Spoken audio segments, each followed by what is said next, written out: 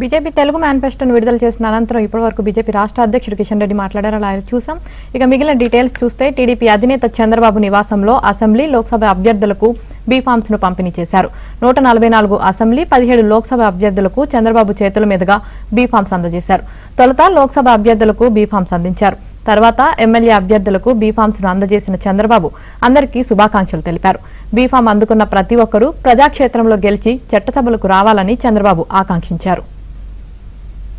సరిగా ఈరోజు పార్లమెంట్ అభ్యర్థులుగా శాసనసభ అభ్యర్థులుగా ఎంపికైన మిమ్మల్ని అందరినీ మనస్ఫూర్తిగా అభినందిస్తున్నా. అందరికీ కంగ్రాచులేషన్స్, ఆల్ ది బెస్ట్.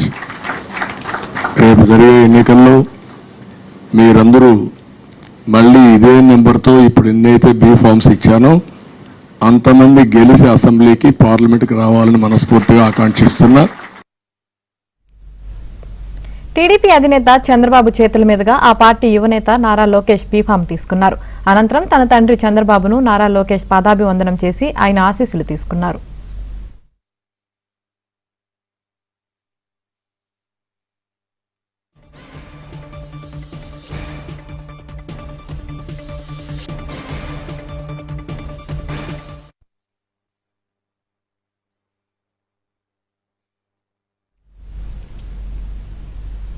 ఇక టీడీపీ ప్రకటించిన 5 స్థానాల్లో అభ్యర్థులను మార్చారు.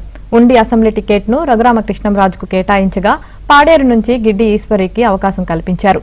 అలాగే మడకసిర అసెంబ్లీ టికెట్ను ఎంఎస్ రాజుకు కేటాయించారు. ఈ ముగ్గురికి పార్టీ నుంచి సమాచారం అందడంతో వారు చంద్రబాబు నివాసానికి వెళ్లి బీఫామ్స్ అందుకున్నారు.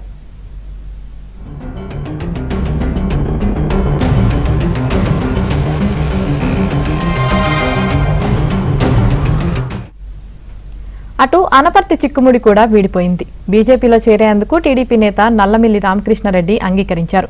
పొత్తులో భాగంగా అనపర్తి టికెట్ను ఇప్పటికే బీజేపీకి కేటాయించారు చంద్రబాబు. అయితే తాను టీడీపీ నుంచే పోటీ చేస్తానని మాజీ ఎమ్మెల్యే నల్లమిల్లి రామకృష్ణారెడ్డి స్పష్టం చేశారు. దీనిపై పార్టీ సీనియర్ నేతలు బుజ్జగించేందుకు యత్నించినప్పటికీ నల్లమిల్లి మాత్రం వెనక్కి తగ్గలేదు. చివరికి నల్లమిల్లి రామకృష్ణారెడ్డితో టీడీపీ అధినేత చంద్రబాబు స్వయంగా మాట్లాడారు. దీంతో బీజేపీలో చేరేందుకు నల్లమిల్లి అంగీకరించారు.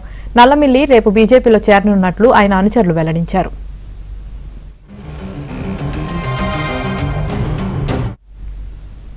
మరోవైపు ఉమ్మడి నెల్లూరు జిల్లా వెంకటగిరి నియోజకవర్గం టికెట్ విషయంలో టీడీపీ అధిష్టానం కీలక నిర్ణయం తీసుకుంది. మహిళలకు ప్రాధాన్యత ఇవ్వాలనే ఉద్దేశంతో గతంలో మాజీ ఎమ్మెల్యే కురుగుండ్ల రామకృష్ణ కుమార్తె లక్ష్మీ సాయిప్రియని అభ్యర్థిగా ప్రకటించింది. దివంగత మాజీ సీఎం నెదురుమల్లి జనార్దన్ రెడ్డి తనయుడు రామ్ కుమార్ రెడ్డి వైసీపీ అభ్యర్థిగా రంగంలోకి దిగారు. ఎన్నికల్లో ఆయన్ను ధీటుగా ఎదుర్కోవడానికి వెంకటగిరి టికెట్ను కురుగుండ్ల రామకృష్ణకు కేటాయించింది.